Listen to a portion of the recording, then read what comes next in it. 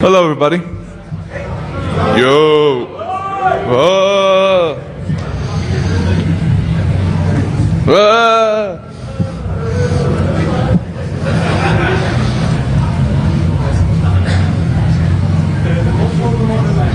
Lots of music today. We'll manage. We have about a couple more seconds before we start.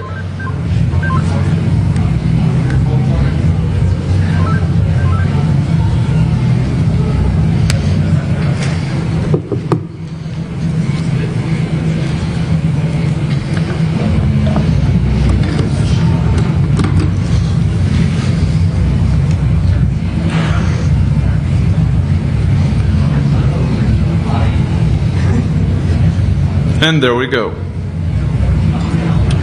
And there we go. Hey, everybody. Hey. Good morning.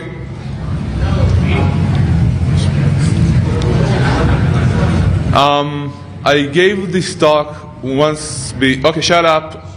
Thank you. This is DEFCON, so basically, as serious as I want to be and as important as this subject is to me personally, and I really want to present it correctly, this is still DEFCON. Which means I gave this talk 2 days ago at Black Hat, and I was somewhat serious, but as this is DEFCON, and I also have somewhat less time, I'm going to try and structure the way I swear, so that arbitrary swearing doesn't take away too much time. I'm sorry, just gonna have to be this way. So for DEFCON, I'm going to be the unprofessional person that I am and say a lot of fuck, shit, ass, and swear words in Russian is preferable. But my accent isn't that good for Russian, so I'm gonna try. So, name of the talk pretty much spells out what it is. Estonia, Information Warfare and Lessons Learned, or the First Internet War. Now,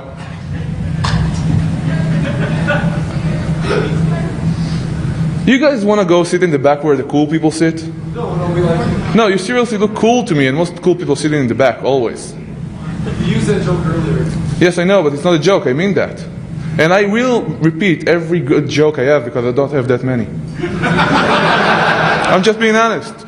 So shut the fuck up! Thank you! No! Now, Estonia Information Warfare. Information warfare, plain and simple, is warfare with information. We're gonna disregard most of it as far as it is considered today, and just concentrate on the internet, networks, computers, and attacks related to this. Not on psychological warfare, or the press, the media, or anything else that may have anything to do with Iraq or current politics. Lessons learned. That part is actually going to be limited for this talk, but it's what really interesting me. I'm gonna have to talk like this and go to the next room. So, the first part of this presentation is going to be what actually happened in Estonia. But put a little bit of chronology into the situation, who did what, when, and where. Of course, from my limited perspective, and I'm going to elaborate exactly on what that perspective entails, and then go to something that is more interesting to me, but maybe not to you, which is what we can learn from this and some of the strategies we can deduce to use with information warfare from this particular case study. Now, I don't have a lot of time for the second part, so let's hope I get there really quickly. And for the first part, it is technological, but not very. And that is because I figured for this talk and where we aim at getting to, I don't want to show you yet another packet capture of a DDoS attack. Okay? Are you with me with that? Good. So, important note, and I'm going to go through this quickly because again we don't have much time, but it is important. The Estonian CERT, the professionals who worked for Estonian ISPs, the banks, all these organizations, They deserve a ton of credit. I had absolutely, well, that's not 100% correct, but almost 100% correct. I have absolutely nothing to do with what happened over there. I was there as a foot soldier for almost a week, and I was put in charge of writing the post-mortem for the Estonian attack, recommendations for the future, etc. So all credit whatsoever goes to them. But still, I wrote this presentation, and although Hiller's name with the CERT manager at Estonia is there with me, it's because of respect. He did not see, nor did he review this presentation. So all blame goes to me. All credit goes to them. Who am I? My name is Gadi. Yo! Wake up. I know it's late and the parties are waiting at around 10 o'clock. But okay, shut the fuck up. Number 2. Thank you. I'm not gonna be nice to you, you people. Yeah. So, my name is Gadi. I work for a company called Beyond Security, which is a vulnerability assessment vendor in Israel. And this is basically what we'll be talking about. So,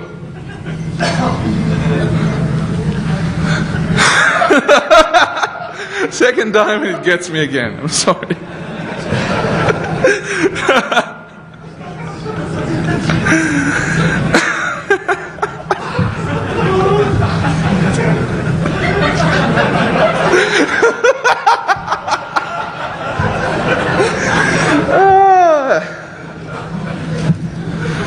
Sorry, it's very late. So, this thing in Estonia happens, right? And it happens for the first week. And I used to run the CERT for the Israeli government.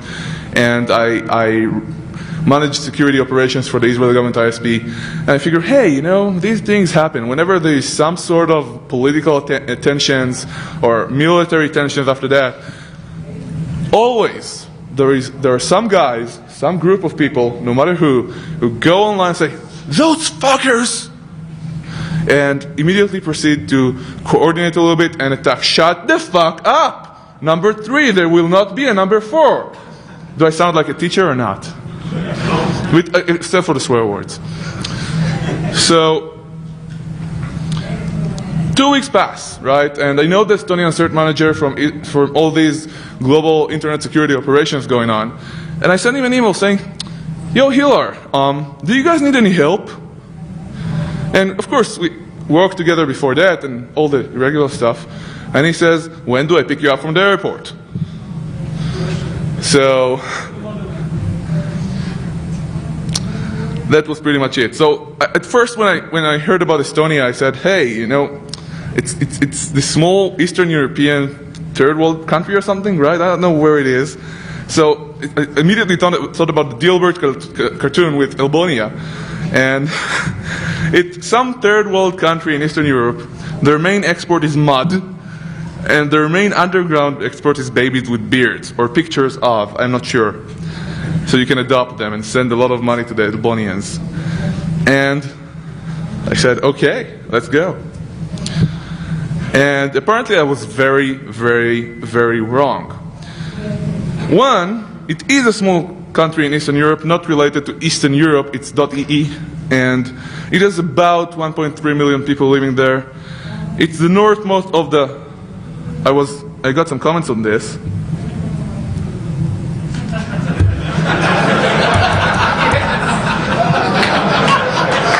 Of the 3 Baltic states, which pretty much makes it Nordic. I mean, they're still Baltic and everything, but I went to Estonia, I got an email from F-Secure, an hour and a half later, on a shuttle, I'm in Helsinki drinking beer, microbrewery beer, so pretty interesting stuff. It has a flat tax for everything, really interesting, and there is no tax on beer, which is... So, or alcohol in general. And yes, there are a lot of blonde girls over there. I'm sorry, but that was unbelievable. But more to the point, after the Soviet Union fell, they started building their infrastructure and they did it. Shut up! Seriously, do I need to separate you? You go to the corner! So, after the fall of the Soviet Union, no, guys, seriously, please. I know where you live. I can see it on you. To the motherland, yes. Blet. So, after the fall of the Soviet Union, they started building their infrastructure from scratch, right? They didn't have anything, so they used the most advanced technology they had, which is, of course, the internet. So, they have, for example, around 99, sometimes 98, I don't know, acceptance of online banking or e-banking. Now, for some of us, that may mean, wow, really? All these people check their account status online? Or, seriously, they transfer a little bit of money? That's cool, but no.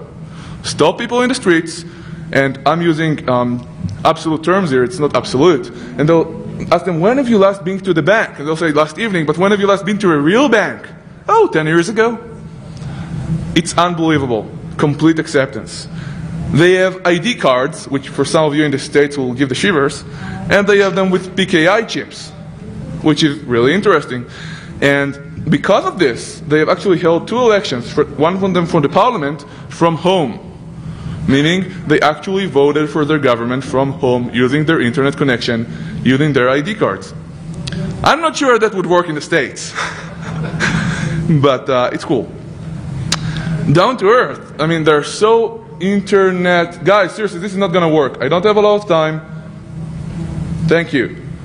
So, even elementary school, grammar school, parents can go to the website every evening, get comments from the teachers, see what classes their children have tomorrow, prepare their bags, etc. It's an online society for real. Really interesting stuff going on over there. So, the attacks start. But before that, no, guys, seriously, die. In Hebrew it's die, and die means die is in death in English. So unless you want me to personally come down there and pull your ears away from your head, I'm being my, the way they describe me online right now. So please stop. Thank you. So, everybody knew the 9th of May is coming, and on the 9th of May, which is the day Soviet Russia won over the Germans, there's a lot of political stuff going around. So the Estonian CERT, the ASO, which is the government's ISP, just imagine that in the States for a second, the government taking away all the work for the ISPs and putting all government sites behind one ISP. That's going to work. So their government ISP, they speak, they talk, and they say, we can expect some trouble to happen, so let's do something extra. And as you remember earlier, when I first spoke of Estonia, I was a little bit surprised. And as things progressed and I learned about their technology, they're not stupid people. They have a very interesting culture, which is important for this talk. Again, very important. And speaking of this ID cards with PKI chips and their online elections, they have a very open environment over there, and this is very important again. A friend of mine heard a talk about their implementation of PKI and their ID cards and all of that. And the guy goes on stage and lectures, and he speaks about their failures. He does not speak about their challenges, milestones. He does talk about how they implemented it. He talks about their failures. They're a very open society. They are, in fact, a full disclosure society. Meaning, full disclosure comes first. Then we keep things secret if we have to. Let's solve the problem. It's a very different mindset than what you would expect. So, they talked a little bit and said, yeah, we can expect some trouble. Let's prepare some very strong web server, put it on some highly defended network, and let's talk to some sensitive websites and tell them, you know, prepare a plain text version of your website, just in case. It sounds reasonable to me, you know, they all spoke. I'm always find it funny when people say, raise online awareness, you know. We need to raise the something from green to red for online people, or we raised our awareness status or alertness status, something like that. So I figured, yeah, what are they going to do with that? I mean, put somebody extra on the night shift so they can play poker? I mean, look at the same screens, never got that. So they got a little bit better at this. And then stuff started. And by stuff, of course, this is DEFCON, so let me put my arbitrary shit. Saturday, 27th of April. Was it Friday? Oops, okay. 27th of April, the attacks start. Now, this is very interesting. The attacks started at roughly, this is funny, roughly exactly the same time as the riots in the street of Tallinn happened. Now, we didn't really speak much about what happened in the streets, what the political situation that caused this online aftermath was. And I don't really want to go into the Russian standpoint or the Estonian standpoint because I see it as beside the point for DEFCON.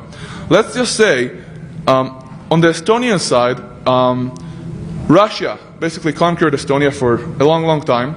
Then the Germans, the Nazis, came in as saviors. They drove the Russians out. And then Soviet Union came in and kicked their asses, which was pretty cool. So the Estonians have some problems with the Russians. On the other end, 20, 30 million Soviet soldiers, I'm saying all of died during the Second World War. And justifiably, the ex-Soviet states are very, very sensitive about this. And this goes on, and there are both sides of the argument. Whenever I try to pick sides, I always got a little bit to see how complicated the situation is. And coming from Israel, I wasn't really that, I didn't really pick any sides. And honestly, I had a lot on my mind already. But it was interesting to see the culture. So let's get started real quickly through the timeline. I'm really quickly through the timeline. Saturday's attacks begin. Now, on the 27th of April at 2 a.m., people start saying, hey, what's going on here? Let's call Hilar from the CERT. And again, they're really good people. So Hilar was, guys, cut it out last time. I mean it. No, I will not be one of these guys that say last time and then say last time again for 3 times. I've already been that gay, no offense to any gay people. In Israel, we have a different word for that. For 4 times now. So once again, one more time and you're out, if I have to take you out myself. Thank you. No! I said shut up. This is final. Shut up. Hey. So, they call Hilar from the Estonian CERT. He was on his way back from a conference in Dublin. And say, look, Hilar, we have a problem here. We have a lot of attacks, more than we expected. What can we do about this? Well, you know, servers are really kind of crumbling. And they decide to move the attacked websites, the currently attacked websites, to the secure web server that they put up. And that was that. Call ended. The next day, there is another phone update at 6 a.m. Hilar already landed. And there are new targets now under attack. And there is the new well-defended server is under severe stress. This is the point to mention that this defended server was actually behind an OpenBSD firewall, and that one machine is the only machine that survived unscathed throughout the whole incident. If you have any OpenBSD fans in the crowd. One! Now, on Saturday at 6 p.m., there was a staff meeting. People actually got together at the ASO, the government ISP office, and they started discussing all the different types of attacks happening. Again, nothing too special. We've seen it all before, but still, it's really big. They said, hold on, stop. What's going on here? We need to reassess the situation. And the interesting thing is, because this was so big, they weren't able to collect correct metrics on this. So the attack actually resulted in 100 to 1,000 times, this is a guess, the normal amount of traffic. They proceeded with basic incident response, much like anyone would do, and that was that. So they are still not sleeping. They have another staff meeting. Their attacks are happening a lot more often, more successful. They have a realization coming that this is not regular. They came to the words cyber riot. I don't like the words, I don't like cyber something, anything.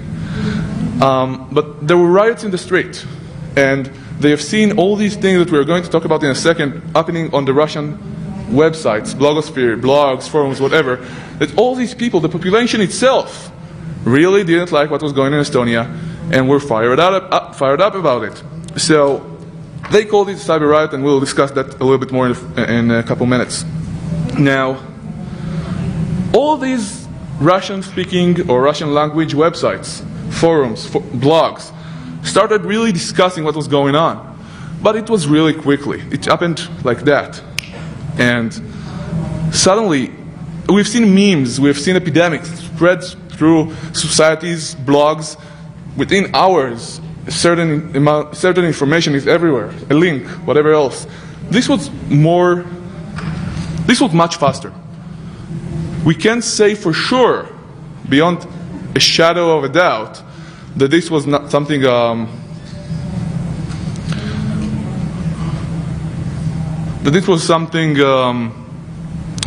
which was organized or anything else.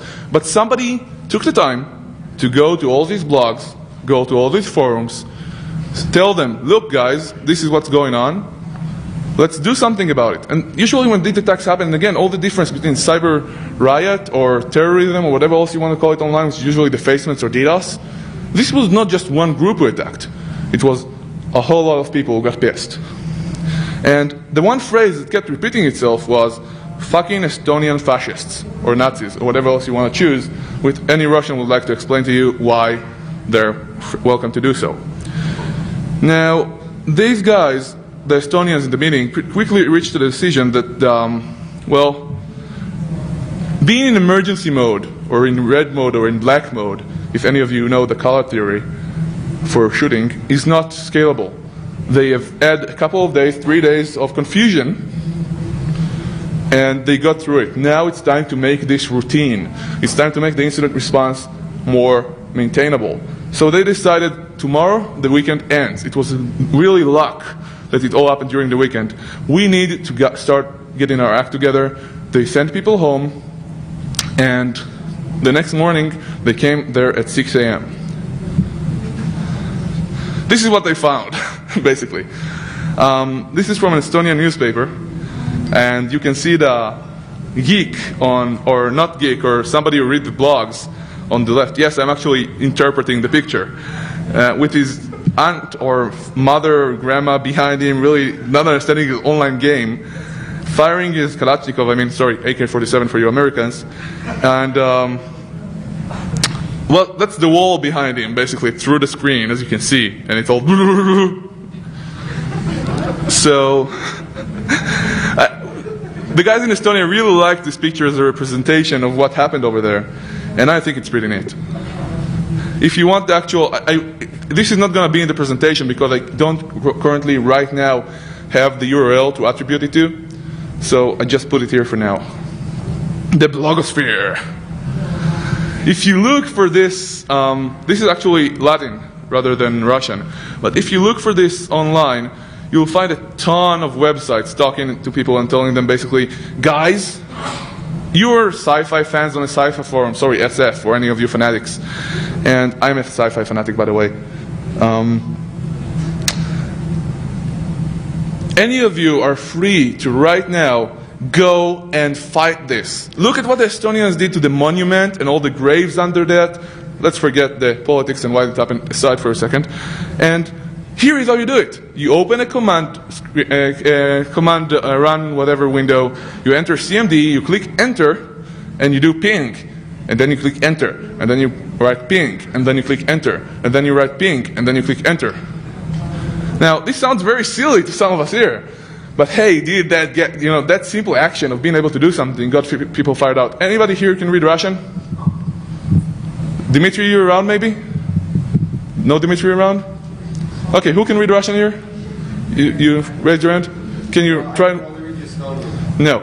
Can you try and read that for us, please, for a second? You want me to just read the Russian, or you want me to translate it if you can, please? Well, it's essentially saying that due to any site in Estonia should be attacked, and I'm not going to give a literal translation. Can you try, please, if you can? No? Okay. So basically, this tells people about what happened, and if they want to take some action, they can. And it explains to them how to open the console window and click enter after all the ping commands. And it's pretty straightforward, as you can see. But still, this is not very complicated. It gets people fired up, no more than that. So let's try and automate it a little bit. This is just a simple batch script. Batch file that lets people do this automatically. Most of the targets were government. This was political to a level, of course. But there are other tools as well. DDoS tools, whatever you want, it could be downloaded. And as people got fired up on this and got excited about this, other people started taking note. So before everybody starts jumping out and asking, hey, who is behind this? Who did this? Did the Russians do it? I can right now say, for the blogosphere perspective only, that either this was the first self-learning, self-adjusting attack I have personally ever seen, or to a level this was planned, or more to the point, organized. Now, there were actually, much like the instructions that came on the Russian language blogosphere, periodic updates telling people, hey, you know, these are the DNS servers, this is the tool you need to use tomorrow, and yeah, use this script instead, etc. This responded directly to what the defenders in Estonia were doing. Now, who did this? That's a question we'll have to try and answer later. I'm guessing these guys. But so another thing of interest that happened was ad hoc intelligence. Many Estonians who spoke Russian went on these blogs and forums, etc., started reading what was going on, and in ad hoc fashion, through their social networks, their social wealth, they started passing this information around, and it all drained directly to the Estonian CERT somehow. This was not organized. So the Estonian CERT could actually pick up the phone and say, you know what? Tomorrow is DNS day. Prepare your servers. Which was pretty nice. Here you see another tool. This is taken from the F-Secure blog, actually, or weblog, about the specific DDoS attacker for Estonia. And let's just look a little bit at the numbers. Somebody told me I have a miscalculation here somewhere. I'm not sure where it is. So at the ASO, which is only the government's ISP over there, and only for the first day or two, they have a 10 megabit line, and they add a 4 megapackets per second attack. Now, packet can mean anything from a few bytes to a few kilobytes, or more. So this is not exact numbers, of course, and again, metrics were a problem. So from a 4 megapackets per second attack of ICMP echo, there are different attacks here. The attack became 1.2 megapackets per second, which is interesting. That was just initial filtering. Then Cisco Guard was actually sitting around there, waiting for a demo. So they pulled it up, got all the dust out of it, connected it, and it got down from 1.2 megapackets per second to 150 kilopackets per second, which was pretty neat. They configured Cisco Guard a little bit further, and they got down to 3 kilopackets per second. Now, looking at the traffic itself, it was around, again, none of these numbers are complete. This is a work in progress. You can see 3 megapackets per second of ICMP echo. And general attack traffic, 1 megapacket per second of SYN traffic fluid, etc. We're not really clear on that. 150 kilopackets per second of other attack traffic. And this is not final, of course, only 3 kilopackets per second, fuck off, of legitimate traffic. So this is pretty neat, in my opinion. Now, we can compare these attacks, in many cases, to other attacks we've seen, and honestly, this is nothing. Why are we even talking about this? You know, we have seen the root server, DNS root servers under attack. We've seen many large ISPs under attack, and I don't know. I mean, this 4 megapackets per second is big, it's significant, but it's not that. So, one, it was pretty sizable. Again, 4 megapackets per second is not bad. And it was just right for Estonia. The resources were used correctly. This is very important. But to be honest, even if this was completely insignificant traffic-wise, what we can judge it by is actually the significance of its impact. If one guy walked by with a stone and threw it at a computer, it would cause this impact. As far as I'm concerned, it's exactly the same. I don't care. Now, the scale of all the different attacks that were actually happening as this was going on, this was not just ping commands. We're going to see a little bit more right now. That was really impressive. That I have not seen in a while, and not on that scale ever. Ever is a strong word, but so there are a few attacks of interest. There was, for example, a spam attack or an email attack against the Estonian parliament, and This, I believe, again, not exact times, resulted in about 2 days of downtime. Now, this was during the weekend, I think. Sorry, I can't verify that right now. But 2 days of downtime for the Estonian parliament email systems in a country that's internet-based on that far level. That's critical. There were a few other attacks, such, for example, 2 routers crashed. There were many other routers out there, routers or whatever you want to call them, that suffered some crashes and stuff like that. But the main attacks that actually happened where one router was actually misconfigured. It allowed connections to go directly to it. So that router was taken out. The second one was the router just couldn't handle the traffic. Seriously, 100 times, 1,000 times more. How much do you leave behind over your current needs of maximum use? Not 1,000 times over, right? Not even 10 times over in most cases. Now we could look at this graph, for example, and this is from MRTG, created by Perl. And you can see 2 spikes on the left side. Now, we have seen this with other botnet attacks. This is not special to Estonia, but we believe these are measurement attacks. We can't be sure, but basically what happens sometimes is that you see some sort of concentrated attack that goes on for 2 minutes, 5 minutes, or something like that, and then at some point it disappears. Well, not some point, 2 minutes after that. It disappears. Between an hour after that to 3 weeks after that, a huge attack follows. This time it wasn't that long, but that's pretty interesting in my opinion to see a little bit of organization of botnets. Where did these botnets come from, by the way? Let's try and answer that. But to be honest, the botnet attacks were quite regular. Now, there are so many different forms and attacks happening, but there were no bots, or nearly no bots, again, never say never, measuring what's kind of problematic, attacking from within Estonia, or if it's your organization, from within your organization. We can know that there are bots everywhere. Why did the botnets exclude the bots from within Estonia in this attack? That's not directly clear. But it's very interesting, and I would like to discuss it a little bit later on, because this did happen. This graph is pretty interesting. There was a comment, this I believe also was on the F-Secure blog, but I can't find it, and I'm sure I saw it somewhere else as well. A comment was made by someone on one of these forums saying, you know, I created a PayPal account. I created a fund to hire a botnet to attack Estonia. Please donate money. Which is pretty cool, right? On the same thread, somebody else said, hey, buddy, I'll donate 2 of my botnets, right? This is the important thing. This is about firing up the population. Yes, some of the population cannot do much, but a lot of these people are capable. Some of these people actually know security, or have botnets ready for spam or whatever else you want to do, especially when it comes to Russia. And again, this is my usual disclaimer when I say this. I honestly have nothing against Russia or Russians. 1/5 of Israel is Russian. My ex-girlfriend is Russian. But yes, it was Russians who attacked. So,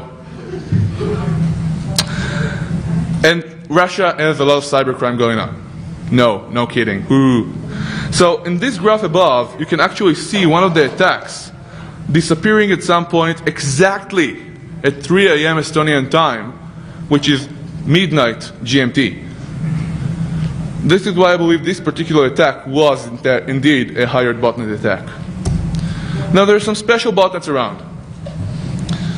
We've seen this before as well, but this is not often used unless you have a real nasty target you just want to take out. And these happen every few months usually. Somebody builds specific botnets using samples from new code base, which antiviruses and nobody else has basically seen before. These do not propagate, they do not try to infect and others and get bigger, and these honestly are just there. They do not connect to a command and control server, right? They do not try and get orders. It's hard-coded inside. So what we believe happens usually, and we have seen this actually in action, is that a current botnet with the current pool of victims gets this sample dropped on these machines. If you look at these machines, you're likely, unless something of course happened there that's not regular, to find that botnet sample there. Probably a few others as well, you know, but that's basically, you can correlate that. So this was a special attack that raised our eyebrows a little bit. Incident response. Let's talk a little bit about what the Estonians actually did to combat all this. I mean, geez. So, basic stuff, you know, what are the sources of the attacks? Or the attackers, for that matter. Who is attacking us? Where are they from? And then, what are the targets currently under attack? We want to take care of that. We want to secure these servers. Now, if we are actually dealing with botnets, can we find the command and control servers, the CNC server, or the C2 server if you're from the military, and take it out, or do something else to it? Which, you guys are scaring me. Okay. So, Thank you. Thank you. woo!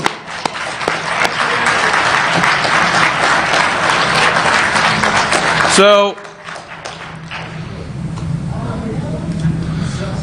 let's move on. If you can see the command and control server, this is one issue about Estonia, if you think about it. If you can detect the bot on the network, or know where it comes from, you can try and sniff it out. Or just, this Estonia is a very small country, as we discussed. Everybody knows everybody. They can raise the phone and say, hey, buddy, you have this bot on your network, or more likely step outside into the street, walk 2 meters, and go into the second building. And you find the botnet, and you look at it, and you see, hey, this is a command and control server it connects to. So this is very interesting that whether it was OPSEC, do not use bots inside of Estonia, whether it was a fluke, hey, things happen, you know, although I don't believe in this, or whether this was an actual attack plan, no bots are found in Estonia. The internet is international infrastructure. It's not national infrastructure. It's your computer, my computer, and a computer of somebody in Korea and somebody in Nigeria. And all of these computers impact everybody's security. So to respond to the Estonia incident, you had to do quite a bit. Now, the main goal of the first responders, of course, was one: bring the systems back online, if not keep them online, right? Try identifying, I mean, you can not anymore respond by identifying attacks. You start by identifying their impact. Meaning, hey, the light is off over there, what happened? Don't identify the packet going there, you can't do that anymore. It's gone. This is very big for me anyway. Now, on the 28th, there were 2 decisions made on mitigation approaches. Now again, don't concentrate on the sources, but rather on the targets first, which means also the impact, what happens. Then they said, you know, we can't really do technical analysis anymore. Do it only when it has direct and a clear effect on mitigation. We're in mitigation mode. Now, again, Estonia is in a very unique situation. Everyone knows everyone, or more to it, more to the point, everyone can get in a car and drag people out of bed. And when you drink, you have to get out of bed, and it's very painful, and it's a culture issue. I went to Estonia, I left quite a few days later, and don't remember anything that happened there. So, kind of like DEFCON, you know? So, being small, they are very concentrated online. They could actually do things like blocking incoming connections to their banks or other websites at some point. This is not usually the best response. At one network I was at, I actually blocked, you can never know everything, but I actually blocked Germany off. This is not useful in any way. This is not really a long-term solution, but I blocked the networks that were disturbing me and then worked behind the scenes to get the network back. Those of us who work on networks can pretty much see this. And they don't necessarily have to block. They can decide, for example, that only within the internet exchange of Estonia can connections be made to the banks, for example. Not everything has to be a negative technology. Now, Estonia's luck is really the CERT. There are a lot of people there that did a lot of work. The professionals, the ISPs, the banks. But honestly, the CERT took these people and made this into a response. Estonia, as advanced as Estonia is, and we discussed that, they are not ready. They were not ready, I'm sorry, for this attack. Yes, there have been attacks before, but still, they were pretty much virgins in online attacks. They've not seen this scale. I mean, nobody has seen this scale before.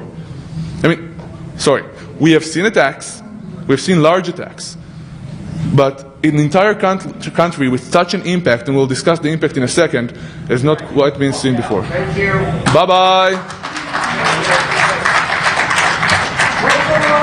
Long live the motherland. Blet. So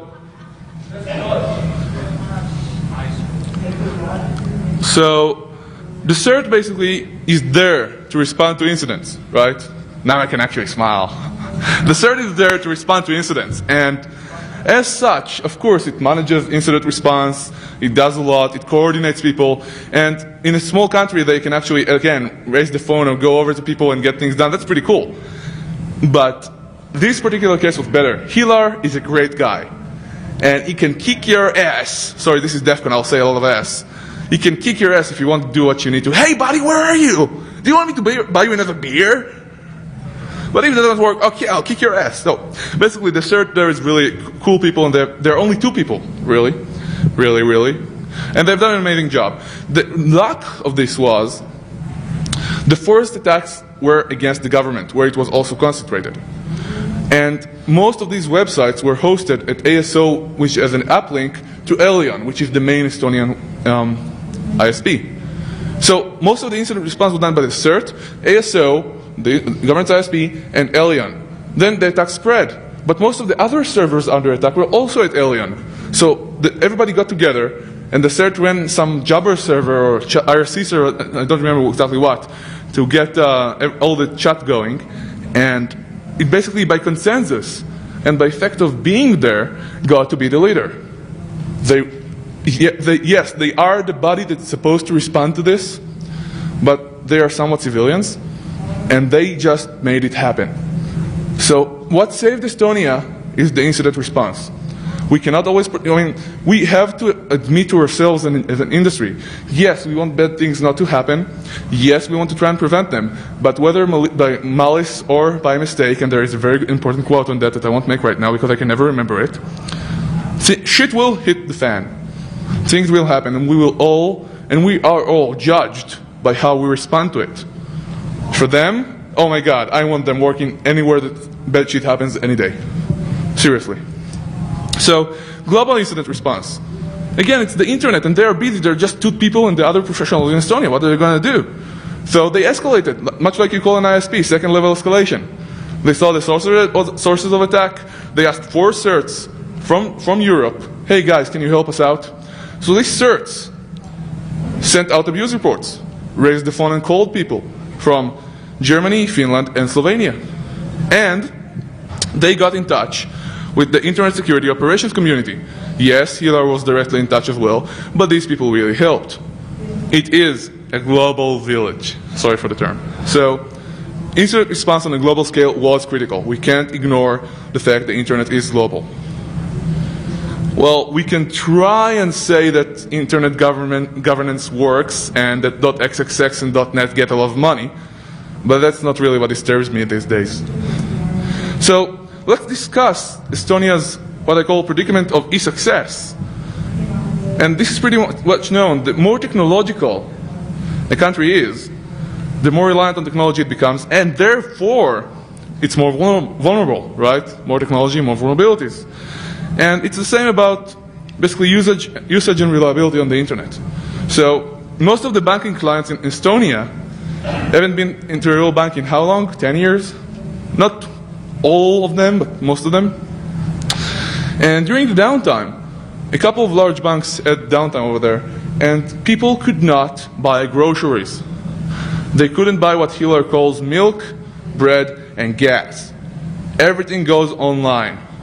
If the online transactions are no longer, if the internet is down, this is down. Now, of course, there are all the non-client transactions. This is really big. We need to actually make the move and understand that progress is good, but what of resilience and fallback? Consider e-banking or online banking.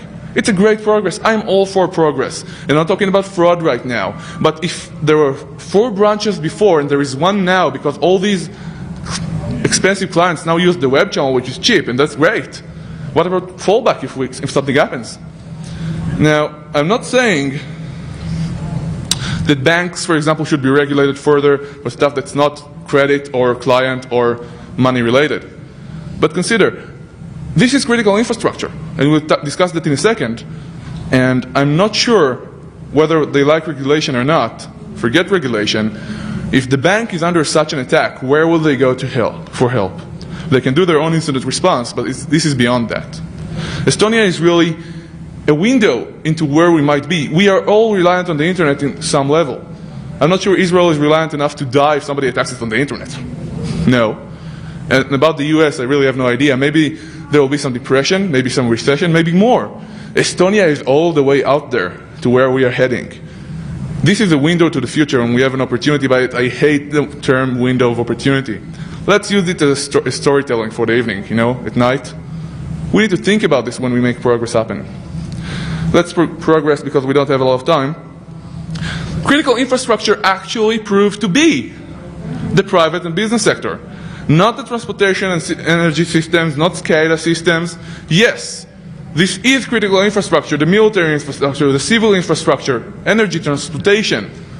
But it's not what was attacked. It's not what will be immediately attacked. It's always first that, then the business sector or whatever, and then everything else. But seriously, we need to put this first. At least consider it in more serious terms. We can't tell the private sector what to do in most cases, and we really don't want to. At least I don't want to. But my opinion is, this is critical infrastructure. And it proved to be critical infrastructure in Estonia. You know what? It was ISPs, which is pretty obvious, the banks, which may not be as obvious, and media websites, the press. Let's not talk about manipulation or hacking, just the idea of all the media websites, or most of them being down. Silence on the radio. Very bad for anybody who ever worked on a radio station. Now, another critical infrastructure which presented itself is actually you and me. Every single one of us. What we can't even handle in cybercrime and everyday life, with every user and their grandma having viruses and malware and everything else on their computer. Not good. So, these users have become critical infrastructure. Consider attacking from outside of Estonia and inside of Estonia. This is pretty amazing. Some of us know about the regular infrastructure. Some of us know about the private or the business infrastructure. Just some of us maybe consider sometimes, but we don't know how to handle on that high of a front. Information warfare is usually on a very high degree of, this is national security strategy, this is general war strategy. Information warfare can be used as fighting. It does not need to be war as part of the all fighting procedure or war procedure. Then we have some spots going around, but all the way down we drop with some theory and some actual action all the way down to packets. This computer attacks that computer. We may have some planning, we may have some logistics backing that up. But this is missing. Estonia is amazing because it provides us with actual case studies. And let's go through them if we have time. Who was behind the attacks? Don't everybody want to know? The KGB. Okay, not. But it sounds good. So first of all, ad hoc, loose coupling of people coming together and doing some stuff to get things going, or was this a planned assault? I don't believe it was Russia. Well, that's my opinion. There was organization, there was planning, but hey. So blogosphere meme epidemic. The internet is perfect for plausible deniability. Consider there were botnet attacks from compromised machines, spoofed attacks. What are you going to do? So information warfare, you may know who your opponent, your rivals are. You may know your enemies, but you, most likely from technological sources alone, will not know who your attacker is. So there are quite a few indications, there are 4, actually these are the 4, honestly, that this incident was organized and planned, again, to a level. It started virtually at the same time as the incident in Tallinn streets. The Russians' blogosphere basically was updated periodically, responding to the defenders. Virtually no bots attacked from within Estonia, although that changed later on. So OPSEC fuck up when they attacked later on, or was this planned? I don't know. And at least one botnet attack was from specially crafted bot sources. Interesting. Now, the Russians are coming, not. This could be a coincidence, each of these alone, but honestly, every single one of these indications alone shows of some organization. Again, I don't know on what level. So ad hoc, fully planned assault, I don't know, I won't know. Was it the Russians? Fact, yes, it was the Russians. Was it Russia? Opinion, abso-friggin-lutely not. And you can read the tone of how the Russian politicians spoke, and the Estonian politicians said a few things, which you can see the tone is pretty much, yeah, that's cool. But no, we don't want, we are not doing that. But I can tell you more than that. So I tried to come up with a term for discussing what this is. You know, botnets have been out there for a while. But how do you describe a soldier who may be working for you and for your enemy? A traitor? Friendly fire? I don't know. So I came to this thing called biological warfare example here, which is let's trade prisoners and let's infect them with biological warfare, germs, whatever. So I came across this fifth column concept, which different Wikipedias in different languages, Hebrew and English, actually define differently. Surprise, surprise. But it's attributed originally to Leo Trotsky, or Lev Trotsky, who spoke about this and used this, but it's really attributed in history to a general in the Spanish Civil War who was asked, okay, so how big is your army? He said, I have 4 columns, but my 5th column is inside Madrid. So whether this was some sort of covert action inside of Madrid, or the people of Madrid themselves, I don't want to go into politics. Some people have been talking about this about Iraq and Vietnam. Unrelated to politics, people have been abusing this term. These people can actually be shooting at you and shooting at the enemy at the same time. They're owned computers. So it's an unwitting zombie 5th column. That's the best I can come with. So we have botnets. And another interesting example is from Japan. We have Winnie. Winnie is basically a P2P application in Japanese. And I don't want to say every, but every computer in Japan has it on. There are vulnerabilities in it. The author was arrested, he was released. I'm not sure he will ever want to patch that. But it's pretty scary that one application, which has been used before to steal information from computers that had sensitive information on them, and Winnie, that scares me. One application, vulnerable application, nobody to update it on every computer. Not every, but yeah. So Martin van Creveld came up and said, you know, today, pretty much straightforward, but it won't be always countries we fight, it might be organizations. I'm saying, you know what, I'm not Martin, but this is populations we are fighting. Now, the attacker strategy, and we'll go through this really, really quickly because we don't have time. So cyber terrorism versus internet riot or cyber riot, it's mob control. Consider if you're one person or maybe 20 people in a mob, going a little bit to the right, it will follow you. If you say down with that statue will go down. What about the internet with blogs, with comments, all that stuff going, sorry, DEFCON shit going around? It's really interesting. So online mob, online control, this is taking psychological warfare or intelligence warfare and put it on the offensive. It's pretty damn cool. It will get attention in the future. This is new. So attackers from the world and within Estonia respectively. Pretty interesting. Attacking the business and private infrastructure as we mentioned. And the routing infrastructure, which amazingly comes last. So, the defense's goal was simple: maintain regular service and stability of the country's internet. That's cool. But, you know, Clausewitz on defense, he basically said something of sort of, defense is more powerful than attack.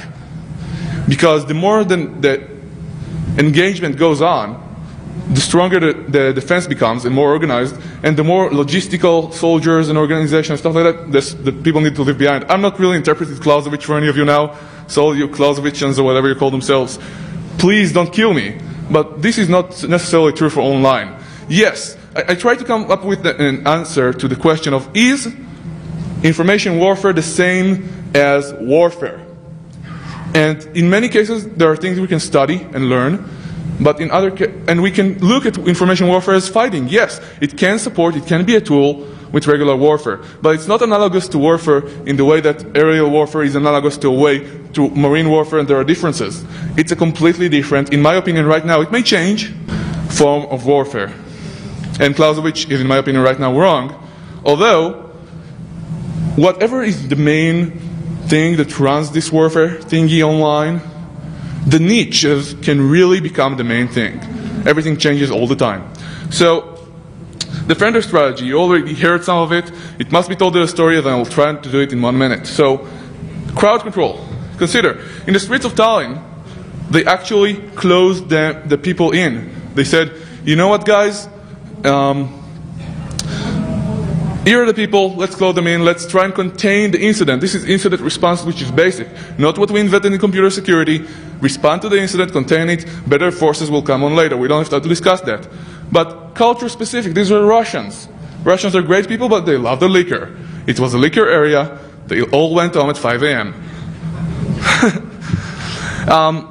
In Paris, I don't remember if this is true, but some of the strategies are, for example, okay, 30 seconds. Okay, let's move through this real quickly. There is the broken windows theory, which I really wanted to talk to you about and compare to bathrooms. Intelligence, deception, border control, cultural importance, and בתחבולות תעשה לך מלחמה, which is from the Bible, which means in cunning and tricks you will wage war. And I don't have time to talk about all this strategy and the political implications, I'm sorry. Political awareness, why this is the forced internet war? Because the politicians knew about it, talked about it, and it's their war. This on the left is Hilar, that's Ivor on the right. I am Gadi, and thank you very much. We don't have time for questions.